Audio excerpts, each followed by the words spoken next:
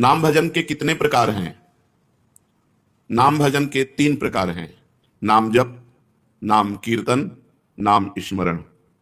3 प्रकार से नाम का रसास्वादन किया जाता है, जप के द्वारा, स्मरण के द्वारा और कीर्तन के द्वारा।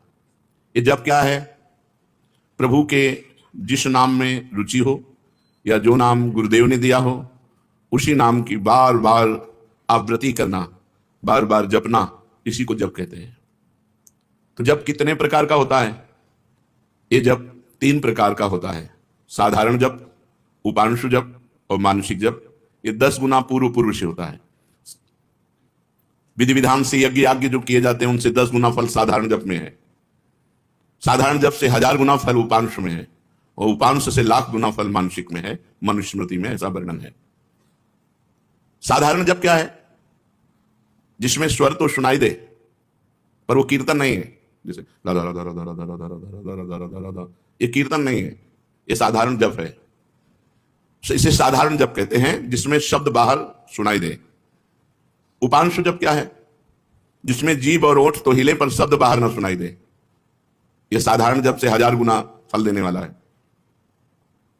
ओठ बंद है, अंदर जीभ हिल रही, नाम या मंत्र चल रहा है। मंत्र उपांशु से शुरू होता है। मंत्र 2 ही प्रकार जपा जाता है, उपांशु और मानसिक। नाम 3 प्रकार से जप होता है। साधारण जिसे वाचिक कहते हैं, फिर उपांशु और मानसिक। साधारण जप से उपांशु 1000 गुना श्रेष्ठ है। वो जिह्वा चलती है, ओंठ बंद रहते हैं, शब्द बाहर नहीं सुनाई देता।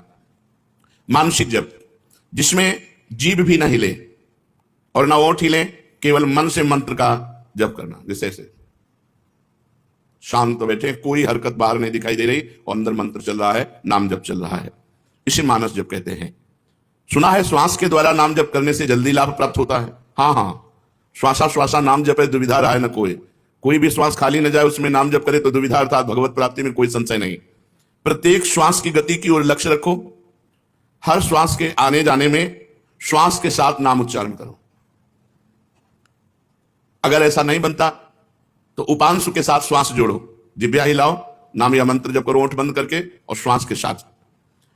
आरंभ में माला काउंटर जो आपको सुविधा पड़े वो ले लो और श्वास कई नाम, कई मंत्र ऊपर खींचने पर, छोड़ने पर, श्वास प्रश्वास में जप करें। धीरे धीरे मन लगने लगता है, क्योंकि बिना मन के छूट जाएगा श्वास की गणना छूट जाएगी। हर श्वास में नाम जप करना है। स्मरण क्या है? स्मरण युक्त जप किसे कहते हैं? स्मरण केवल मन की वृत्ति से होता है। जिस जप में नाम लिखा जाता है, नाम साक्षात दिखाई देता है, सुनाई देता है, उसे स्मरण कहते हैं।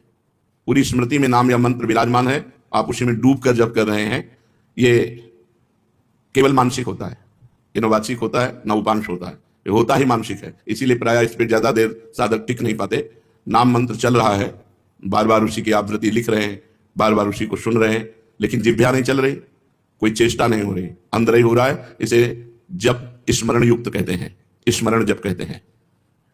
ये मानस मूर्ति पूजा की भांति नामोक्षरों की भावना मन में कर सकते हैं। हाँ, कर सकते हैं। जैसे श्री राधा वल्लभ लाल जी की रूप माधुरी सामने है, अब उनके मस्तक पर लिख रहे हैं मंत्र, उनकी छाती पे लिख रहे हैं, उनकी बाजुओं पे लिख रहे हैं, उनके चरणों में लिख रहे हैं, और बार बार जहां मन आया पूरे श्रीअंग का दर्शन करते हुए वहीं बार बार मंत्र लिख रहे हैं, बार बार नाम लिख रहे हैं। मानस मूर्ति की पूजा की भांति आपको लाभ देगा। क्या नाम अक्षरों की आवृत्ति का और कोई उपाय है? हाँ, मन की रुचि के अनुसार आप आकाश में कर सकते हो, आप हृदय में अपने कर सकते हो, आप अपने मस्तक पे कर सकते हो। मस्तक पे बार बार लिख रहे हैं अपने अंदर से, या आप अपने हृदय में लिख रहे हैं, या सामने बाहर लिख रहे हैं, जैसे आपकी रुचि बने। या आप नाम के पूरे गहने पहना दीजिए ठाकुर जी को। चरणों में नूपुर तो नूपुर की जगह नाम मंत्र, बाजुओं में बाजूबंद तो बाजूबंद की जगह नाम मंत्र, कुंडल की जगह नाम मंत्र, तिलक की जगह नाम मंत्र हम बार बार लिख रहे हैं। ऐसे जैसे भी बने, अंदर से लिखते हुए नाम का स्मरण करना बहुत जोर का लाभ प्रदान करता है।